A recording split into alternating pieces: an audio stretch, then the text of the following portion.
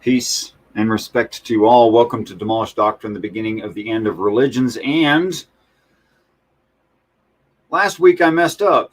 And instead of accounting for the 2-hour difference, I started the show at the time 2 hours late, effectively. And now the guys are trying to figure out if that's what time I want to start. So I thought I'll just go live, and then they'll see that it went live.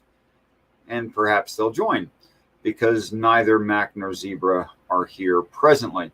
If anyone wanted to write in the side chat a challenge to my view or a clarifying question, anything that they have along those lines, I would be happy to address that.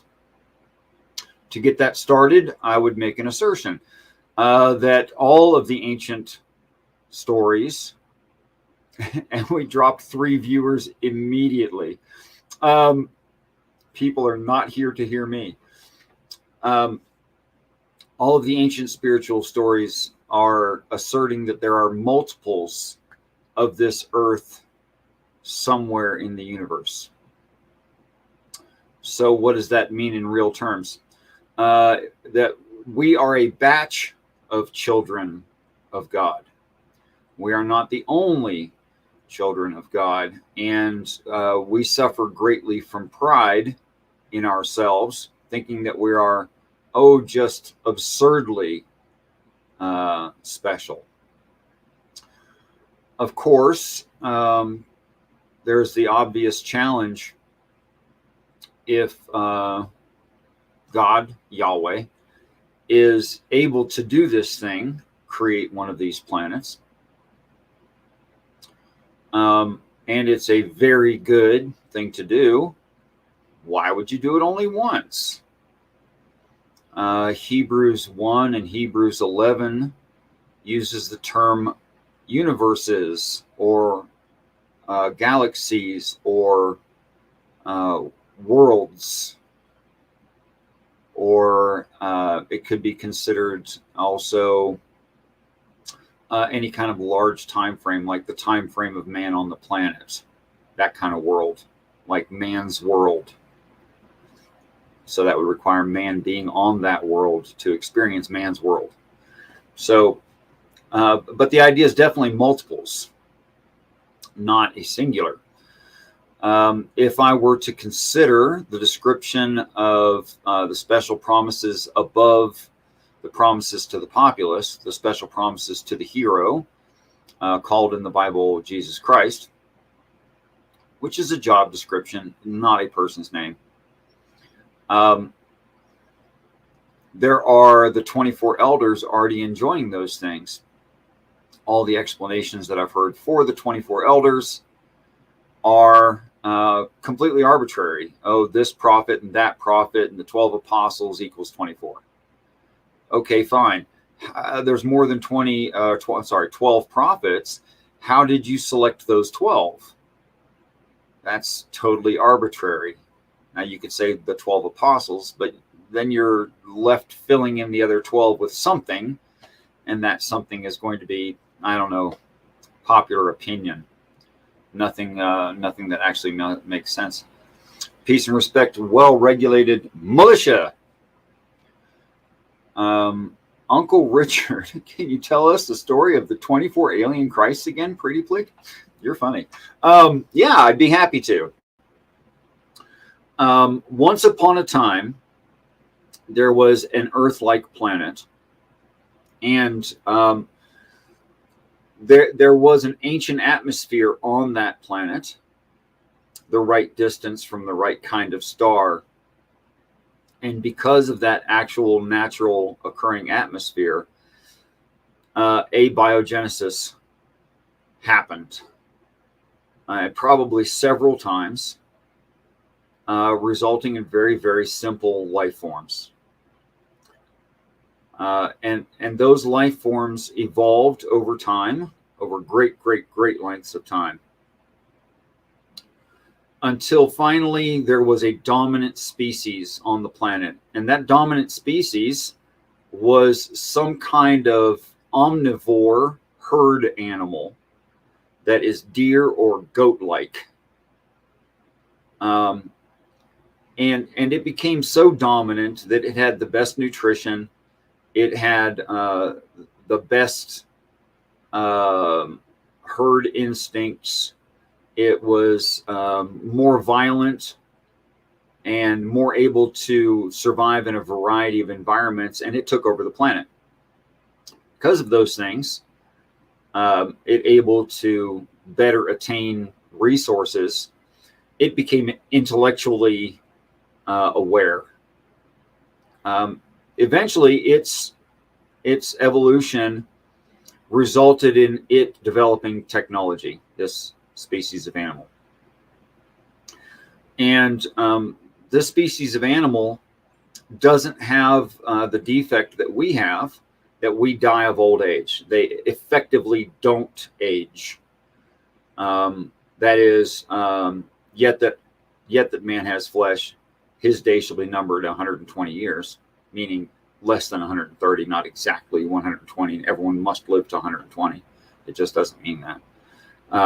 But no one will make it to 130. And as it developed technology, it started to have slave animals, lesser animals. And a lot of those animals, it looks like, were the ape, what we call apes or great apes. Possibly right down to like old world monkeys, which originated on that planet. But they got to the point that we're almost to the point now, or we're in that point now, that they understand genetics enough that they could manipulate genetics. So they started, forgive me the pun, monkeying around with genetics to make better slave class of animals. Now, you might disagree morally, and you might say, oh, I'm really good to my dog, I'm good to my cow, whatever it is, that animals that you own, but you own slave animals. Or a lot of people do. And you may not think of them as slaves, but you do treat them like slaves in your respect for their intellect, your freedom to harvest them as food and materials, etc., etc. You treat them as slaves. So they started improving on the slaves. I think the last improvement, or one of the last improvements, to the slave class that have, opposable thumbs, which is really handy for work, of the great apes, was the number 2 fusion that we see in human beings. The difference between us and chimpanzee or bonobo, the number 2 fusion, where the number 2 and number 3, I'm not great at this, try to use the right words, 23 and me, 23, 24 total. Oh crap, what are those things called, X's and Y's?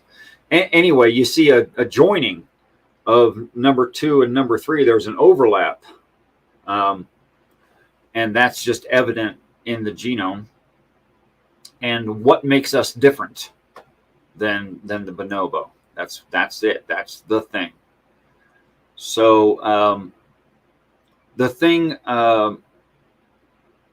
when they did that genetic manipulation, they did it, and they did an entire trial where only males were born. And there was a prediction by an Elohim, a powerful being, to the Pharaoh, which would in this story represent Satan, a very practical animal, something like us, but a highly evolved, possibly herd animal, omnivore herd animal, something goat or deer-like. It's kind of hard to say.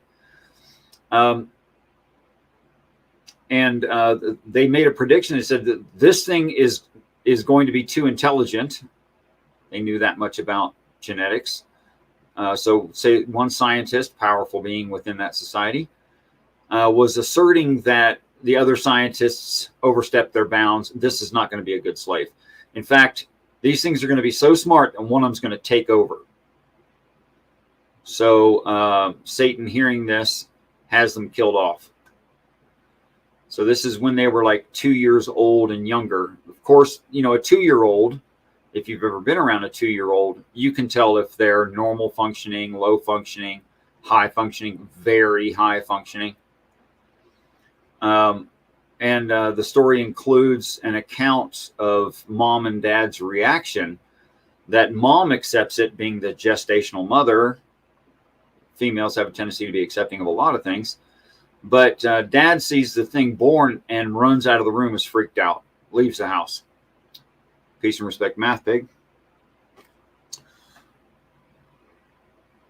Yes, stick around for a minute while you're driving. That's great. So they kill off the whole batch. But one gestational mother, not genetic mother, but, having viable ovum to put the genetic material into, and then nature happens. If you just put the egg back where it belongs, it's a fertilized egg at that point, and the whatever kind of being that the genetics describes is going to grow in the womb. But dad freaks out. He leaves the house. But mom does something. Well, if you think of her as like a proto-human, like quote unquote caveman, something like that, it's pretty good thinking, pretty creative thinking, to waterproof a basket and send the thing down the river. That's actually pretty good thinking for a proto-human.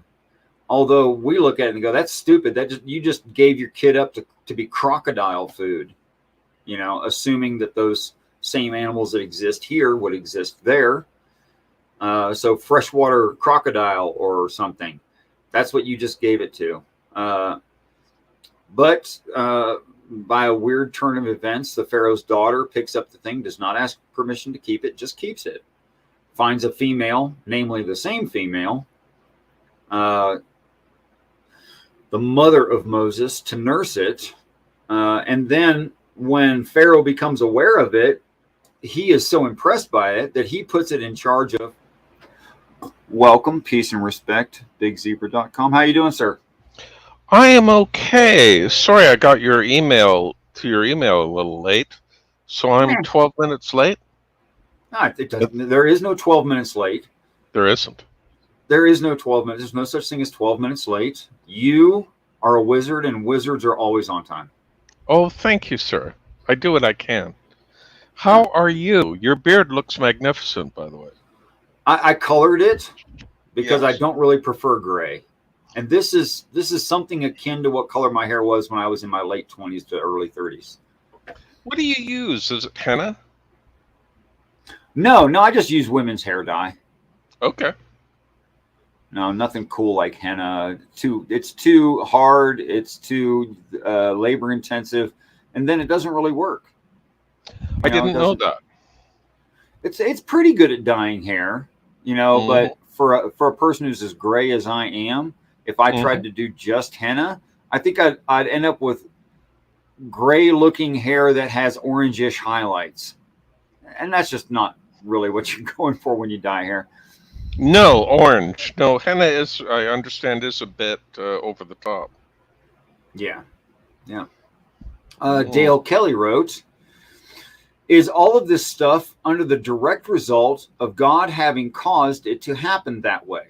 Okay, well, in that case, what gets translated in the King James God is actually Elohim. If you look it up, there is no Yahweh at the beginning of the Bible doing this stuff. And that Elohim, sometimes called Jehovah, I think mistakenly, is referring to Satan, that old devil. Saying, and the reason he's called that old devil is because he's older than we are. We, all of us, as in even Adam, old. So, and that, of course, because they effectively don't age, which we have some 30 different animals on this planet that do the same thing. Sir? I was wondering, is well-regulated militia another word for Jill? Is it that Jill joining us here? I doubt it, because well-regulated militia showed politeness, empathy, and humor. Oh, okay.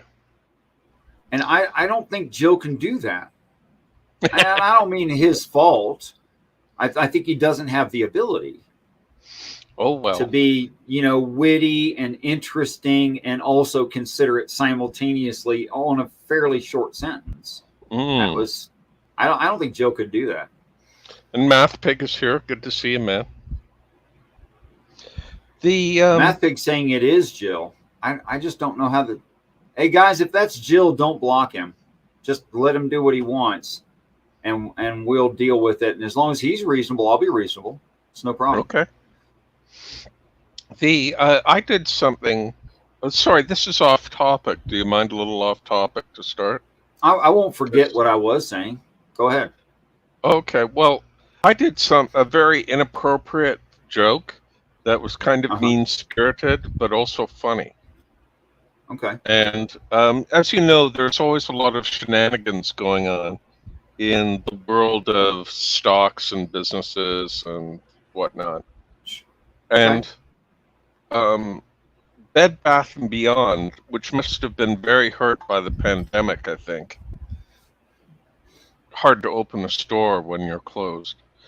They, their chief financial officer went to this very fancy building that they work out of, and he jumped out of a window. Oh, which is sad. Yes, it is. And I made it worse because on Facebook, I posted a link to a story about it. And I put the title on it, Bed, Bath, and Beyond. Right. To bed, bath. That's great. Yes. Terrible. Great. Yes. And it's, like the thing is, I don't know the person. He's one person among millions. And it's almost like I'm making a joke about a fictional character. So I don't feel bad. But, maybe I should. Maybe if I were a better human, like I wouldn't make a joke. A friend of mine recently committed suicide. I didn't make any jokes about him. I cried. Right. And no, here there's I am. definitely something to be said for our detachment, having knowledge of things, of people, and their acts, but we don't know the person themselves. There's definitely a detachment there. Mm-hmm. And I think that's our tendency to do that is why we have to have direct suffering instead of book learning suffering, theoretical suffering, because theoretical suffering is just not the same thing. And perfect in the example you have already given. I agree. Anyway, back to more important things. Dale asked, did the creator direct it to happen that way? I'm not sure what. Okay, so the stories, even though people get into a contest on the playground, like 2 7-year-old boys proud of their dads. My dad is bigger than yours. He could kick your dad's butt. And it's soon the word creator and ideas like world or universe become the entirety of all existence. I don't see any such claim actually in the stories, although people say that's what it's claiming. You might notice in the beginning of Genesis is the creation of this planet. And it gets pretty darn definitive days 1 through 6. Mm-hmm. But it says creation, and then it says what's created. Now, there is no story in there of creating Jupiter or Venus, Earth, and Mars. Venus, Mars, and Mercury, the Sun, other solar systems, the rest of the Milky Way, I guess maybe near light, galaxy, the whole universe. It's just not there. No, that's a Christian reading. Which, by the way, if you reject Christianity, I really recommend dropping the Christian reading frame and just reading it for what it says. I know that's almost impossible. It's also, almost it doesn't impossible say to scrub your first brain and start light from scratch. What? It doesn't. Oh, I'm thinking of the Book of John. Oh no, I'm sorry. I've got it all asked backwards. Let me look it up for myself. Not necessarily. Let's just talk about it. You don't have to look it up. It's okay. Okay, well, I'll do it anyway. Yeah, go ahead. Okay, so in Genesis, it does say that there was light, Hmm. right? But the rest of the series are physical additions to the planet. That's what the whole thing is talking about. Physical additions of things to the planet, right? Next thing, oceans. Next thing, plants. Next thing, animals. Next thing, complex plants. Next thing, complex animals. Next thing, human. Hmm. Right? Well, why did you change the topic? You can tell in the other 5 days it's necessarily adding physical things. You know that. It's obvious. Well, Hmm. why did you say that in the first one, day one, it's not doing that? Or whatever day three it falls on. Let there be light. Yeah, I think it's day one. So what physical thing could be added to a barren planet that would cause there to be lighting? What's that? Heated materials, volcanoes, they give off light. Oh, okay. Or am I missing the Things that point? give off photons. Okay, fine. No, that's fine. Peace and respect, dog. Hmm. No, I think it's talking about atmosphere. Now, when we look at the crustal record, we see that those things did happen in that order. Like seriously, it's in the bones, it's in the rocks, it's there for real. It's in gaseous deposits in the Greenland ice sheet. Mm. We know this. Okay. So there was first atmosphere and then the collection of water. That's true. Then simple plants, then some more complicated plants, then some simple animals, some things you can't figure out if they're animal or plant.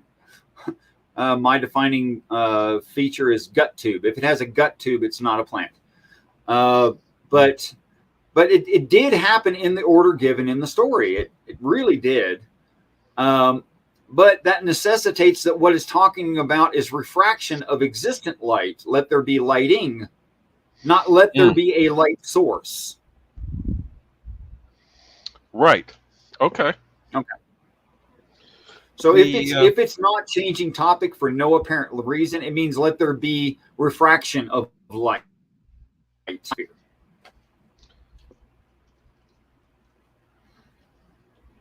Go ahead. Or not.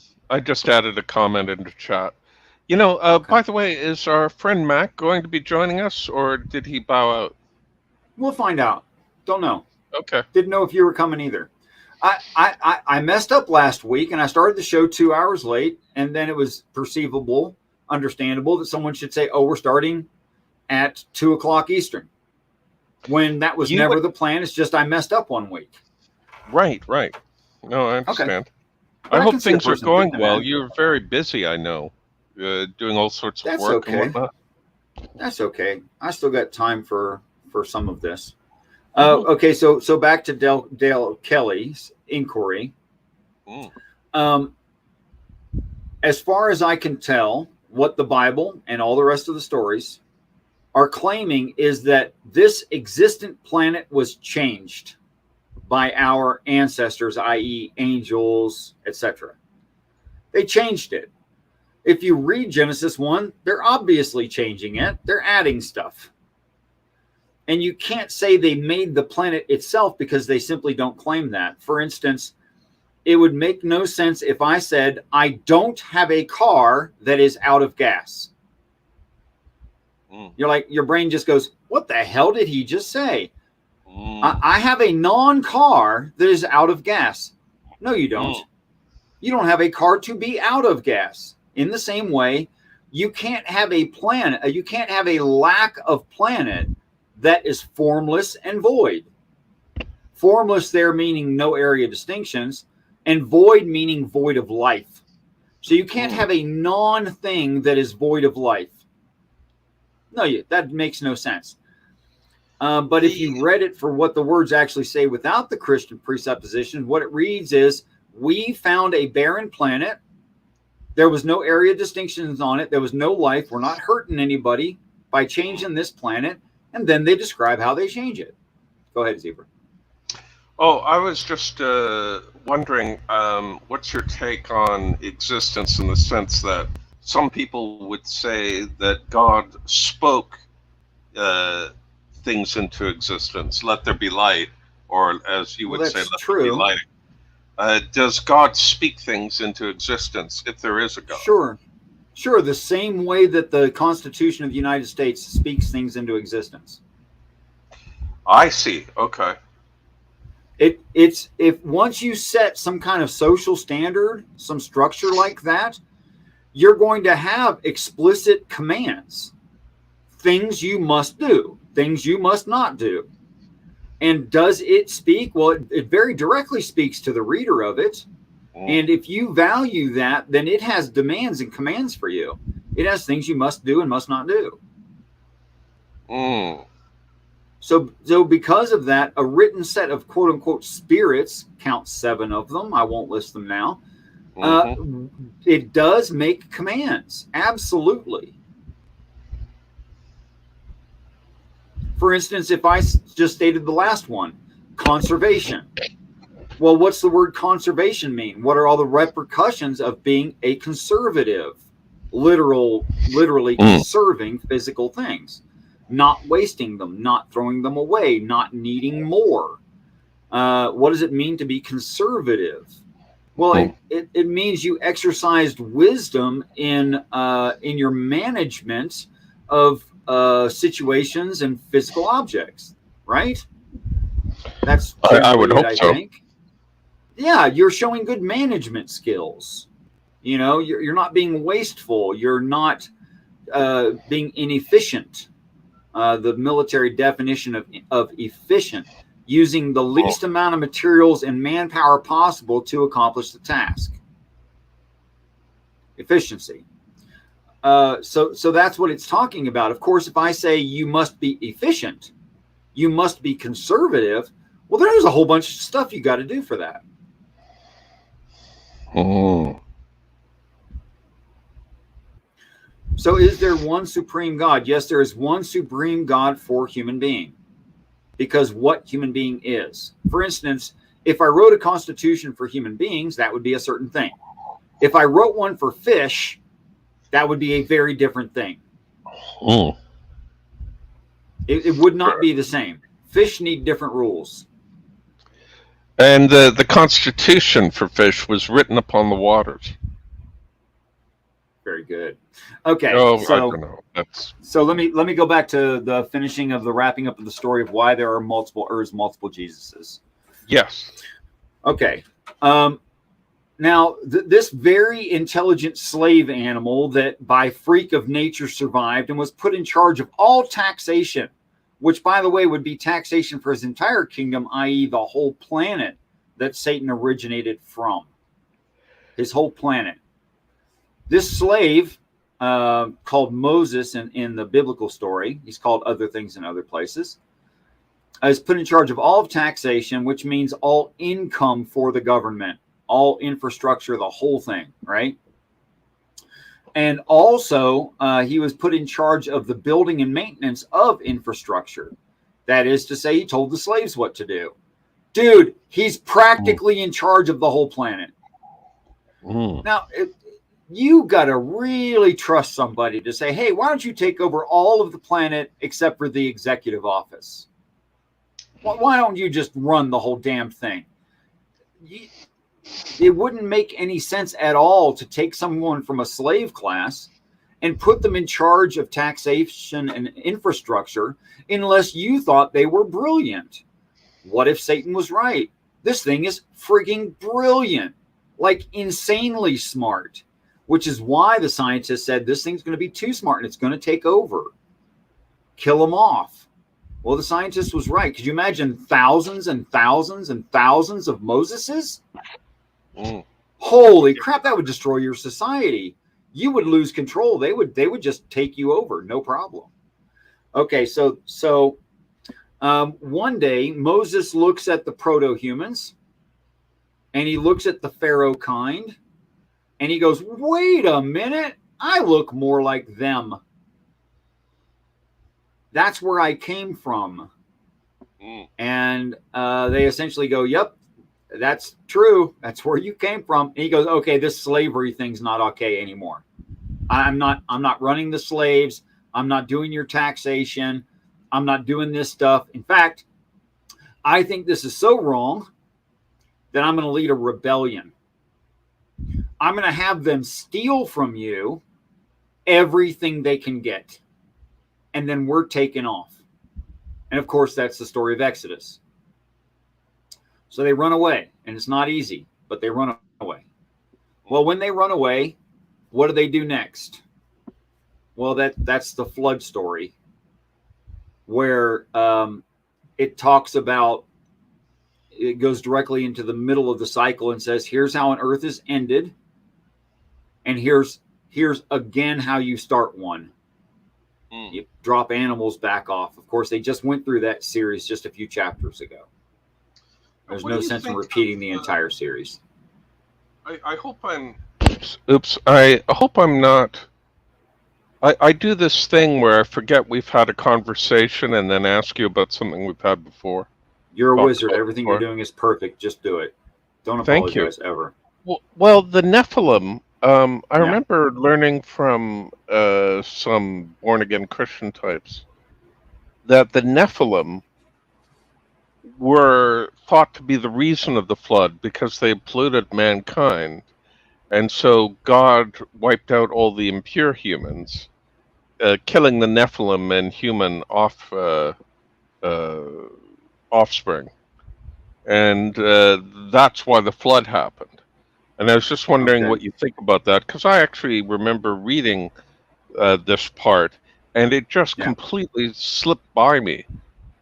So obviously I wasn't reading it very closely. Okay, well, it's not a matter of reading it closely, and it's not a matter of necessary honesty. Necessarily, it's not just honesty, and it's not just being careful. That's not enough. People have done that. Plenty of people have done that, right? Mm-hmm. I mean, how many have read? How many have studied? How many have been very, very serious about this story? Plenty. Okay. Did they end up with a consistent reading frame that ignores no parts of the text? No, they didn't. In fact, I know that I didn't come up with this. It's impossible. I think it's impossible for a person to come up with this. Mm-hmm. And I think I'm no exception to that rule. But instead, if the right reading frame was adopted and it just worked everywhere, it's obviously the one to use, especially if it doesn't require something like logical fallacies, like cherry picking, changing context unnecessarily, all these things that Christians normally do, right?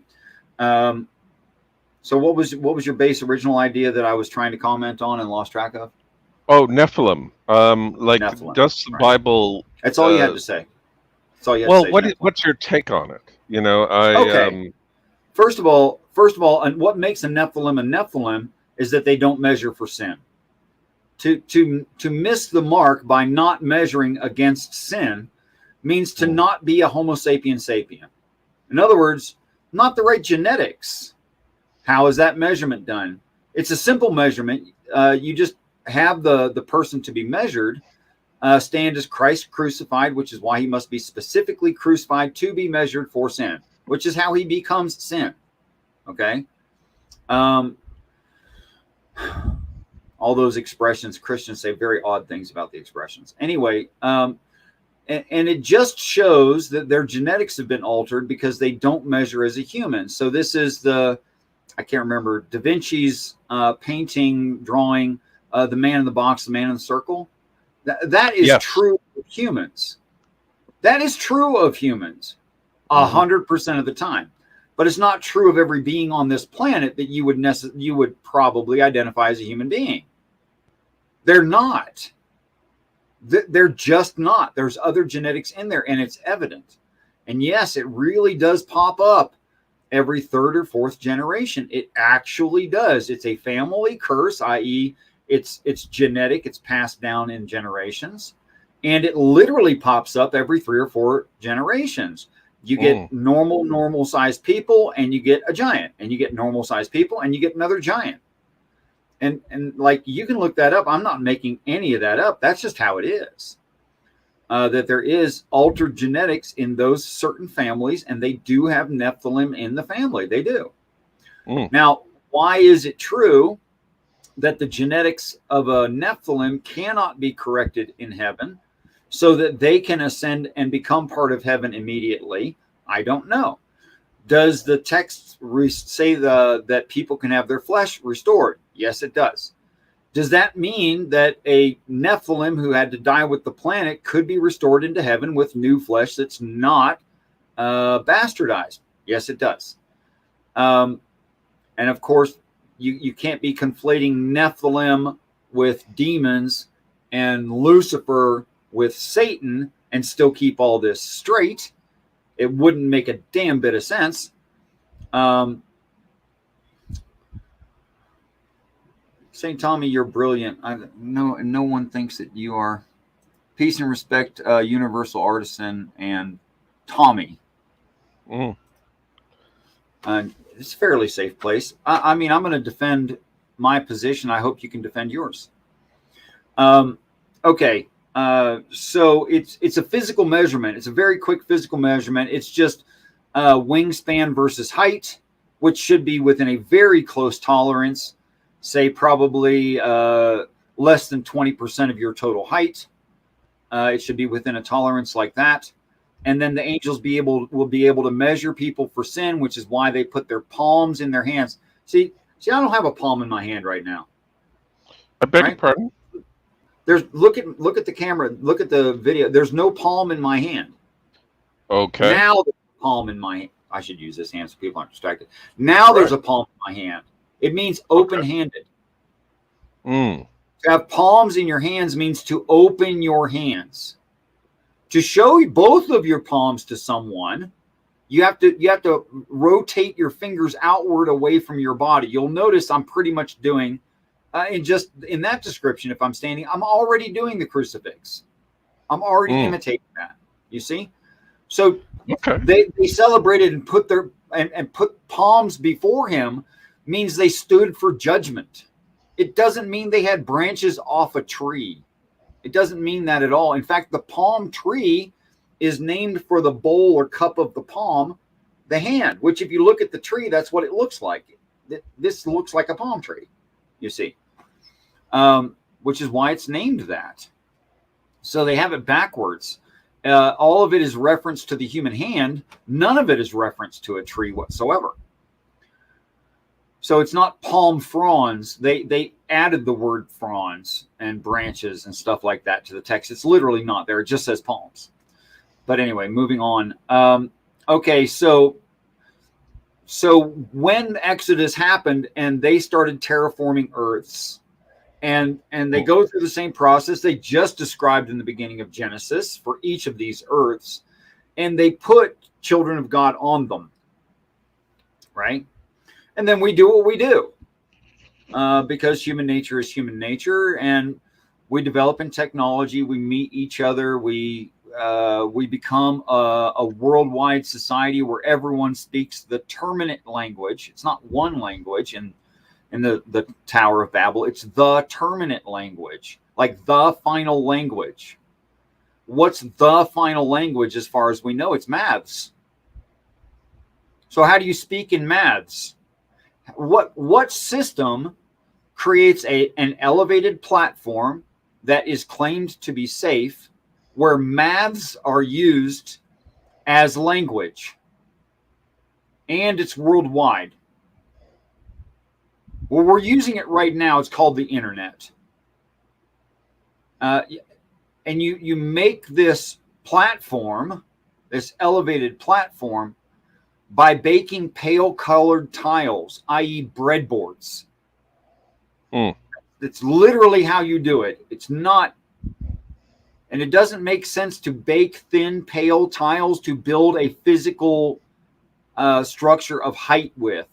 It's not what the story's saying. That actually makes no sense. They changed the word to brick so it would have some thickness. Brick is not even the right idea. Thin pale tile is the right idea. Not bricks, not at all. So, but they needed it to make sense to the way they already thought of it before they translated it and wrote it down. Okay, so because of human nature and multiple Earths, there needs to be someone who is the pontiff who makes that bridge between what the people thought in superstition and religion. And by the way, if you're religious, you're superstitious and you're not thinking well. You're just not thinking. And I'm sorry if that insults you, but I wish you'd think about that and realize that when the Bible says non-believing, ungodly, superstitious, it's talking about you. It's talking about me. That we have magical thinking, and we need to get rid of that. Sorry, go ahead. Oh, no, I didn't mean to interrupt you. I thought you were finished. There is one supreme God. You've asked like 3 times. I appreciate your question, your patience, Dale Kelly. I'm trying to answer all of your questions thoroughly, and you don't need to repeat your new questions. If I brought them up on the screen so you could see that I saw them, would you understand that you don't need to repeat them? So there is a singular ultimate God for a human being, which is why you don't see Yahweh until Adam is existent. And it says Elohim, or powerful beings that could be benevolent, could be malevolent, namely Satan and his scientists, made Adam. It wasn't Yahweh that made Adam. And you might read it that way in the King James, etc., but that is not what the original words are. You can't even get a monotheistic God out of the word Elohim without looking at it in very odd ways. And I think that Cone Club Cult would agree with me on that.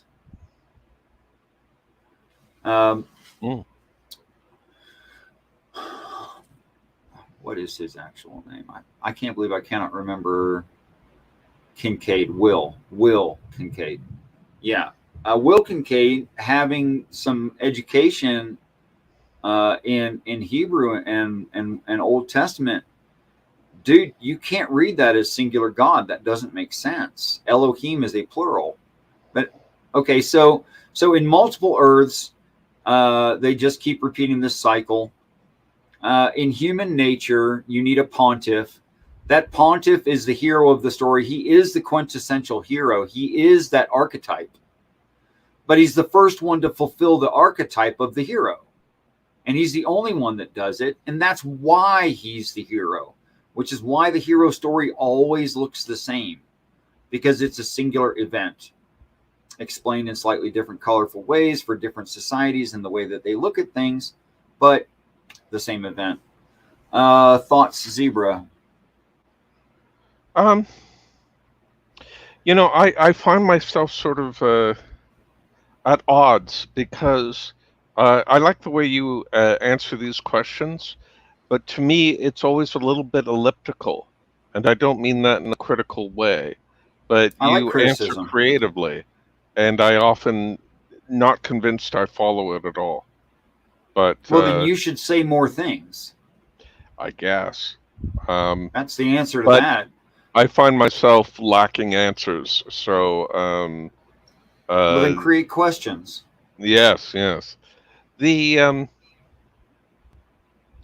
So would you agree then that the Nephilim were, in this sense, a different race created by God? No. There is additional genetic material that makes them Nephilim, or they wouldn't be Nephilim at all, right? Okay. And there's some source for that genetic material, but it's not evolution.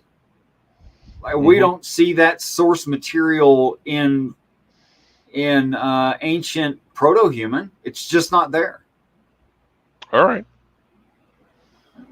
So there's some outside source, and that's not okay. Excuse me, I got the hiccups. Because literally, it's not pure human. Do you think that this Holy Bible that we have Do you think it's really a human attempt to understand God, or is it God, the divine trying to speak through humankind? I think both of those are wrong. Okay. First, I'd like to show it in the claims of the text.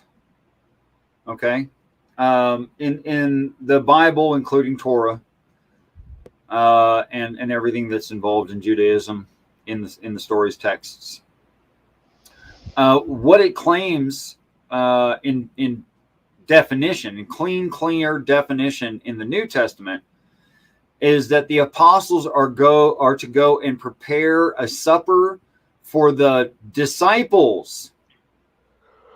For the disciples, not for 12 folks, for 144,000 folks, give or take a few. Anyway, you're not going to build of straw and clay and wood in the ancient Near East some 2,000-ish years ago, a second floor of a building that holds 144,000 people. That's insane. You could never get that done. And you're telling me there's just some random town that you can enter into and they happen to have one of those? That single floor would take up the most of what would be considered a town. And how the hell did you get it up off the ground? That you would go to a town and occupy it and have this. Okay, I'll back up a little bit to show you that can't be right. It can't. It can't. And here's why it can't be right. The apostles asked Christ, how do we get to the Last Supper? He says, you go through the gate to the city, you follow the man carrying a pitcher of water, he will take you to the upper room. Okay, gate, that's the limits of a constellation. Man carrying a pitcher of water, that's Aquarius. He will take you to the upper room. That's when heaven happens. When did Aquarius start? Oh, by the way, the Bible talks about all the preceding signs too before Aquarius. That's really interesting. The water bearer. The man carrying a pitcher of water. The water bearer, yeah. But that didn't start. Richard, if I yawn too much. Depending on what calendar you look at, that started about 2012-ish. Okay. Oh, you mean the age of Aquarius? Yes. This is all talking about the same thing. It's talking about our life on this earth and how we reckon time, i.e. constellations. Which is why he says, I made the clumps of stars also. He doesn't say, I made the stars. That's a bad translation. It actually reads, I repurposed the clumps of stars. Well, you know that constellations are not constellations from every position. And the star patterns we see from here are specific to here. So he's saying, I repurposed the clumps of stars, i.e. I gave you a zodiac. I gave you the story in the stars, and so that it would be for signs and seasons and days and years. And I mean, it says so in Genesis. That's what they were pointed out for, is so we could track time. So there's nothing like hedonistic or paganistic about using the stars to track time. And the Bible says, oh, here, use the stars to track time. Which is not the same thing as inventing stars. The word create that gets translated into create means to repurpose something, like I created a table out of an old oak tree. I imagine that the ancient Israelites were very concerned with constellations and reading them as well. I know that they found old temples that were clearly Jewish, but would have astrological, the zodiac, for example, would be part of the floor. I'm trying to remember the mosaic on the floor. Yeah. That Well, it's in the text as well. If you read the blessings of Israel onto his 12 sons, it's a description of the zodiac. Mm. Like literally, uh, thou shalt. It's not thou, but anyway, you will be a herder of sheep, Aries. You will Mm. be a fisher, Pisces. You will be a bull, Taurus. I mean, come on, it's like every single one of them. Mm. And the only one that you could say maybe is iffy, which by default only has one position to be in, is Ben-Hameen the wolf. Mm. But to the ancient Near Easterners, that constellation was a wolf. But then the I think it was the Nords, maybe the Celts, I can't recall. They called it an eagle, and we adopted it out of eagle, or Achaia the eagle, right? And then it got split and joined back together because people were trying to make a year work perfect, which their calendar didn't work, and it became Scorpio and Libra. It got divided into two.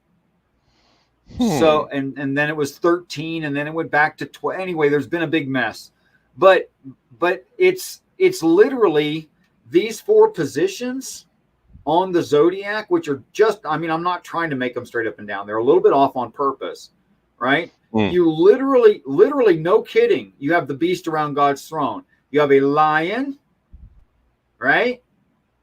Then you have a bull. Then you have a man and an eagle. And then you have It's the corners of the zodiac. What's that? There are four symbols that are associated with the four apostles of the Gospels, but I think that's don't. arbitrary. There's what is there? There's a lion and an eagle, I think. I can't remember. I'm not sure how well it relates to this idea.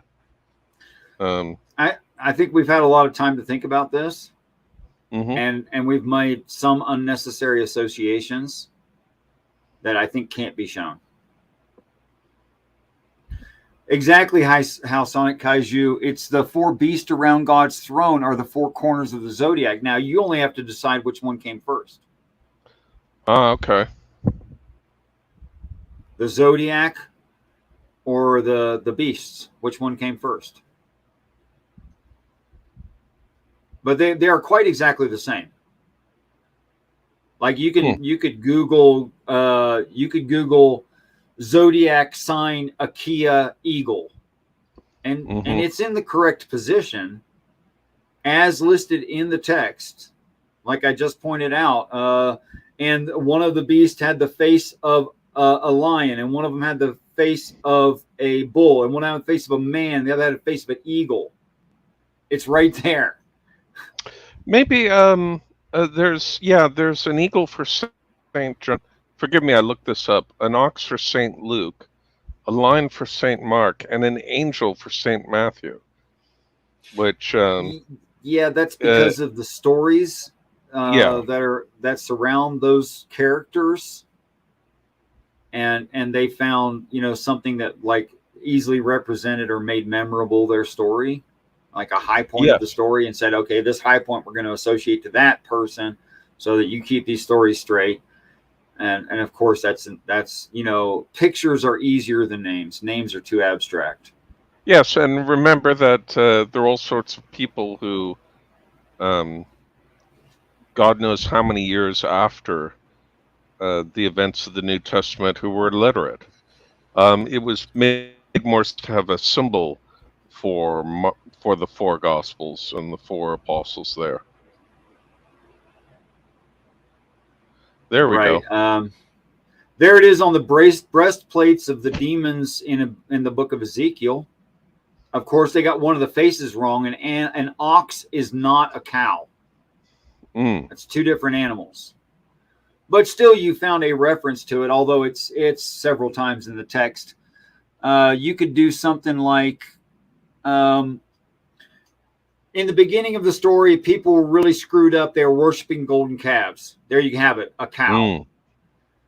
After that, Moses says, no, we're not worshiping cows. We're slaughtering sheep. We're slaughtering that cow, right?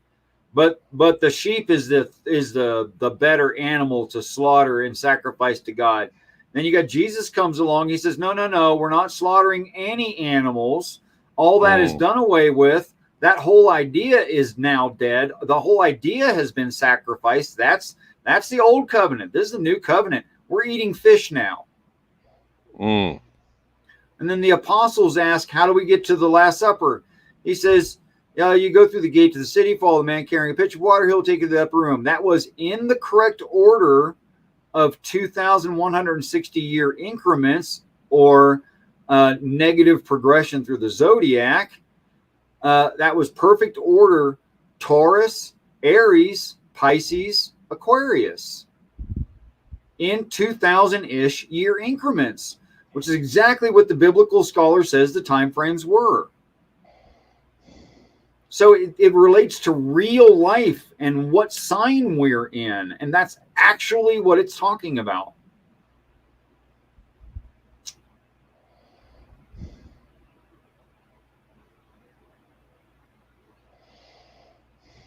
So the upper room is not for 12; it's for 144,000. It's there in the time of Aquarius, the man carrying a pitcher of water. It doesn't make sense that you could build a wooden frame and dirt and straw, clay brick, second floor or third floor or fourth floor, or anything above ground floor in the ancient Near East that would hold 144,000 people. And the 12 apostles painting of the Last Supper is inaccurate to the text. That's not who's supposed to be there. Mm. You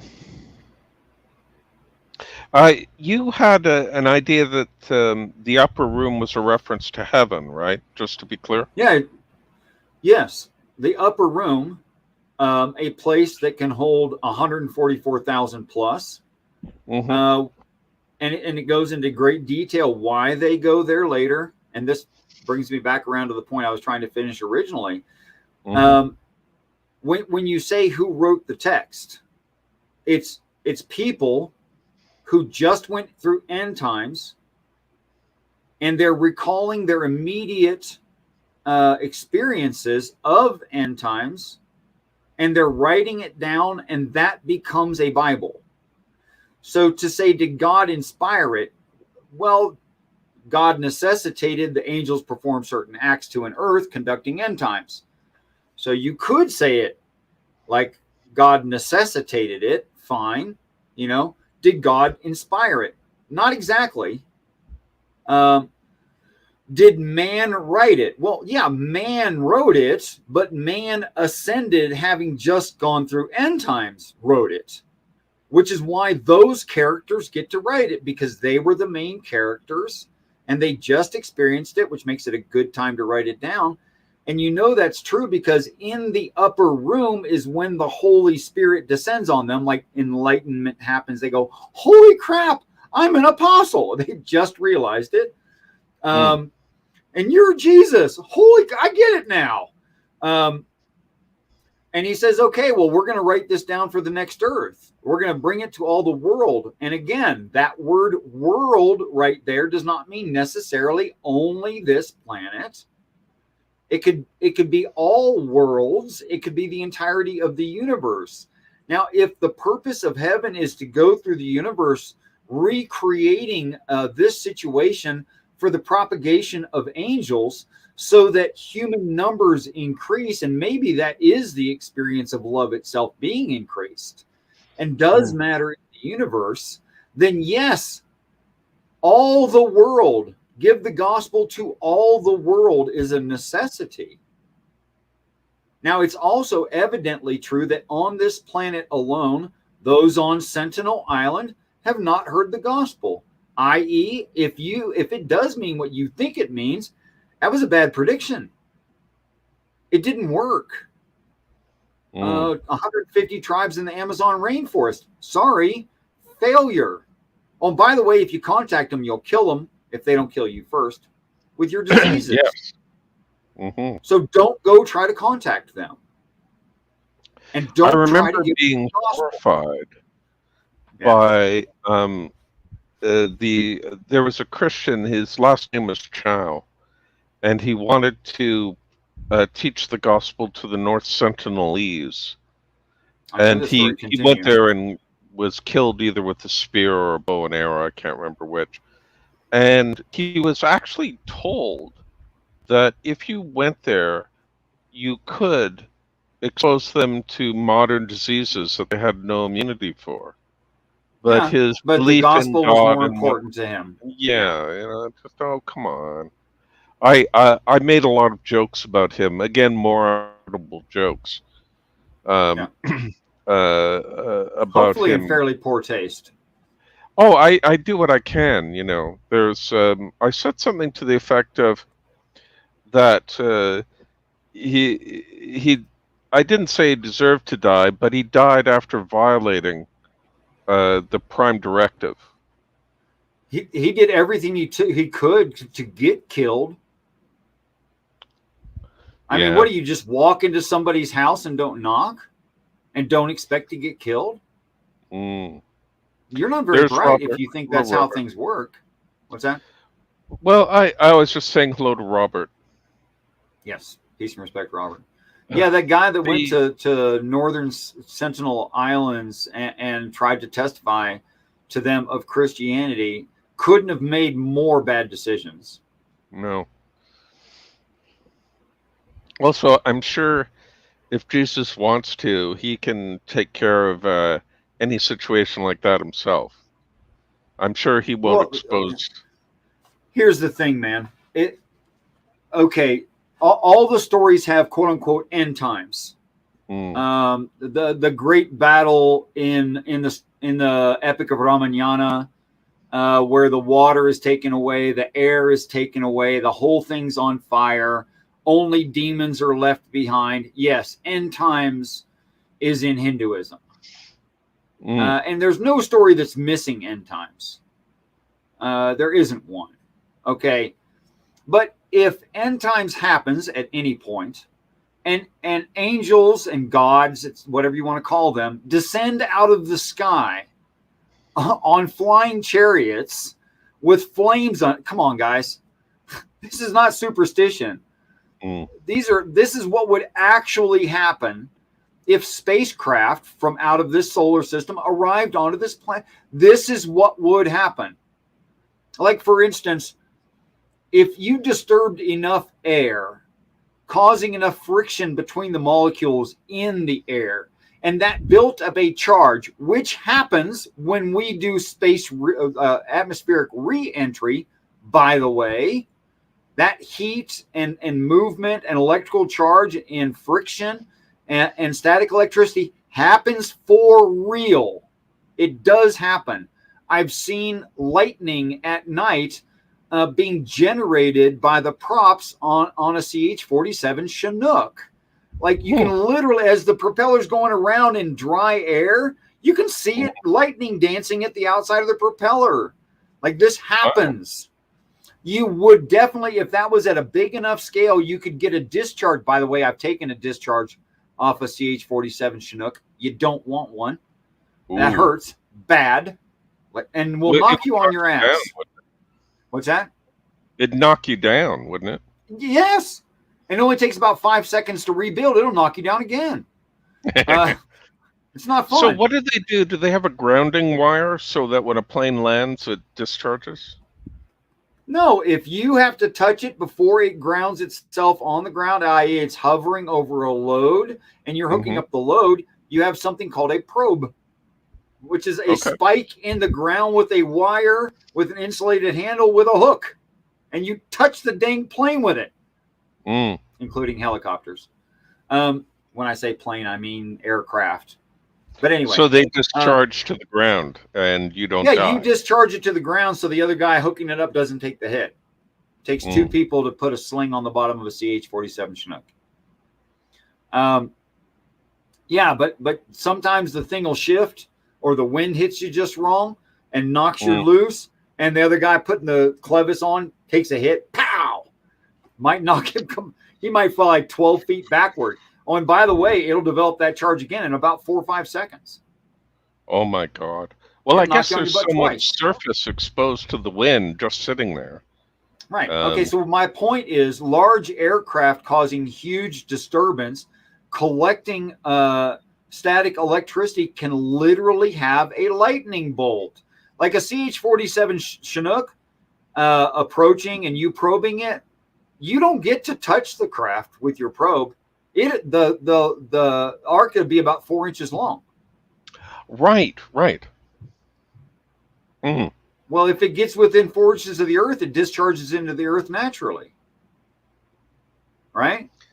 Yeah. Well, multiply that so. by about 1,000 being described in the story. And yes, under God's throne were thunderings and lightnings.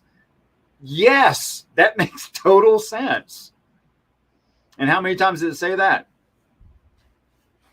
I don't know. A lot. It says a lot. At least 3 times in the book of Revelation, a few times you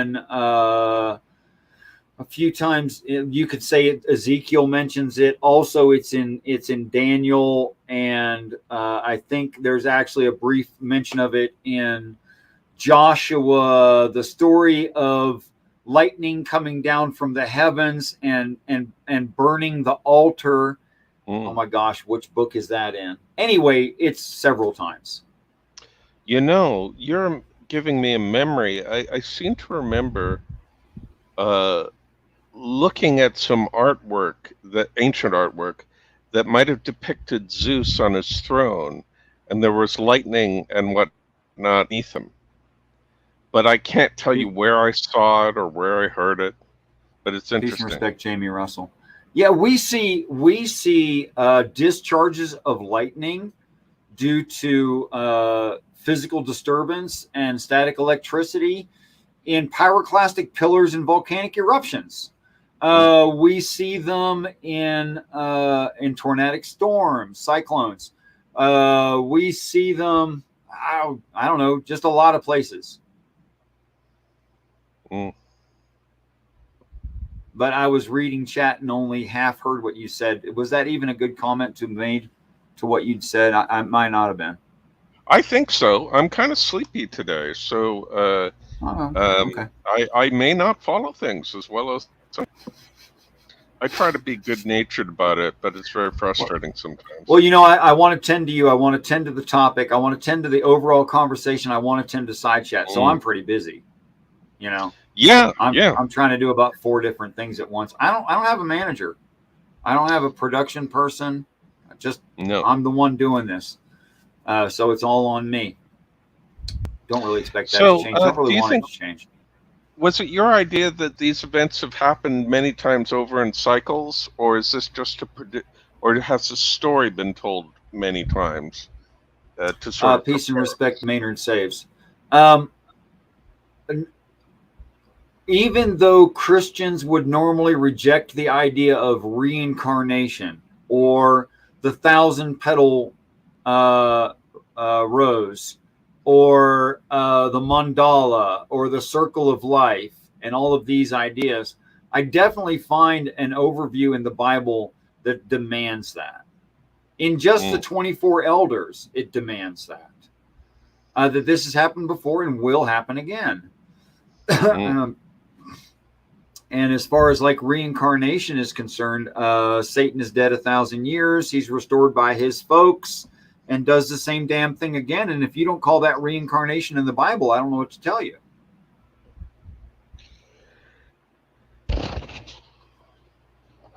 Excuse me. Lord. Does everyone have to be reincarnated always? Well, now you're talking about Hinduism. You're talking about a different culture. You may not perfectly understand the cultural reference there and how they mean that. You might be Americanizing it. They might not mean it the way you think that they mean it. It's Americanized when the Hindu gods are sold as figurines in McDonald's Happy Meals.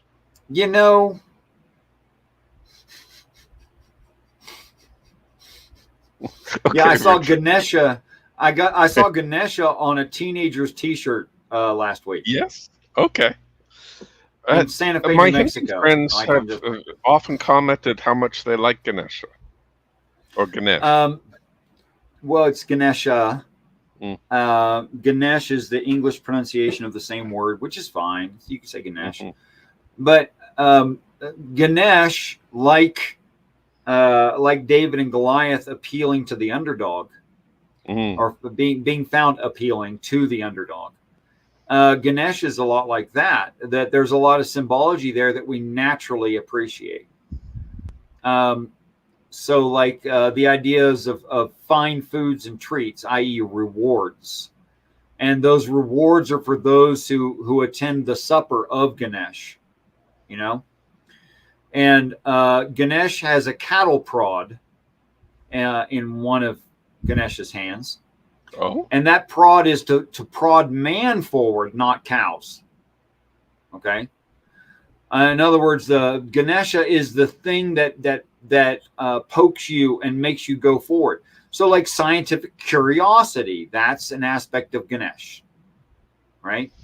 Mm. Uh, uh, Simple curiosity, like a child has, that's an aspect of Ganesh. The idea of rewards for effort, like going to college, you can get a degree. That's a Ganesh thing. Mm. And Ganesh has a best friend that most don't talk about, who is a mouse. Now, what does a mouse mean to the Hindi people? Well, a mouse is a creature that acts pretty damn smart, right? But Mm. it can get into super, super tiny places, like up here. It can get places that nothing else can get. It can literally get into your head. It can understand your mind. So like, you could probably say something like psychology would be a science of Ganesh.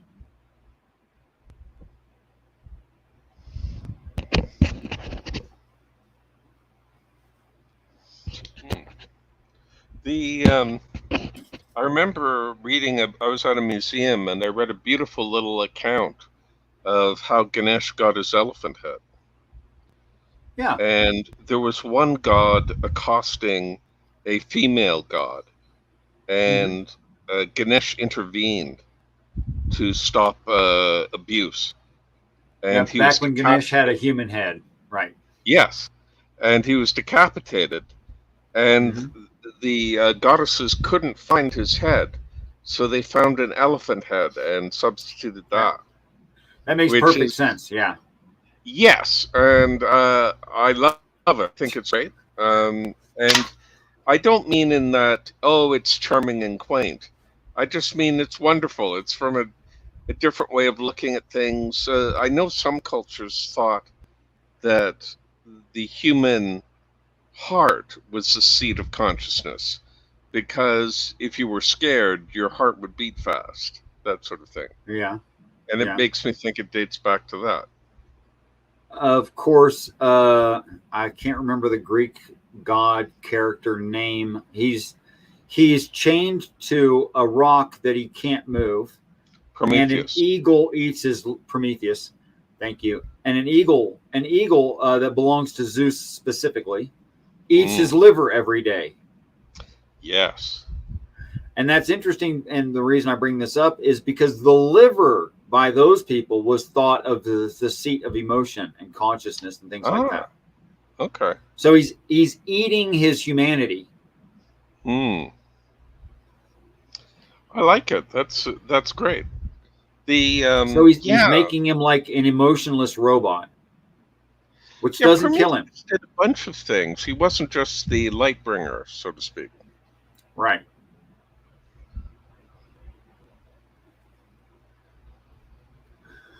Okay. Well, it's been over an hour. I've really appreciated this. Of course, there's no end to this conversation, Mm. so you might as well just cut it off at some point.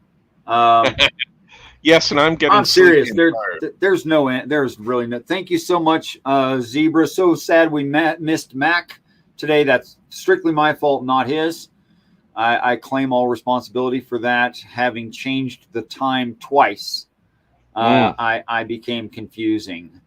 Not that he is Not to worry. unjustifiably confused. That's I was completely going to justifiable. suggest that we, in future, schedule this always using. You're in the American West, am I right? No. Let's not fix it a second time. Okay, It's never mind. fixed. It's fixed in my head now. I promise. Okay. 12 o'clock Eastern is perfect. It's fine. All right then, sir. It's been real, and thank It's you very been much real. for hosting. Thank you very much for your mind. I appreciate it, and for all the minds that showed up, and for any mind that might view this and have a thought in the future. I wish you all peace and respect, and I look forward to the day that we're all Peace great and friends. respect. Thank you for your input. Thank you all for your input.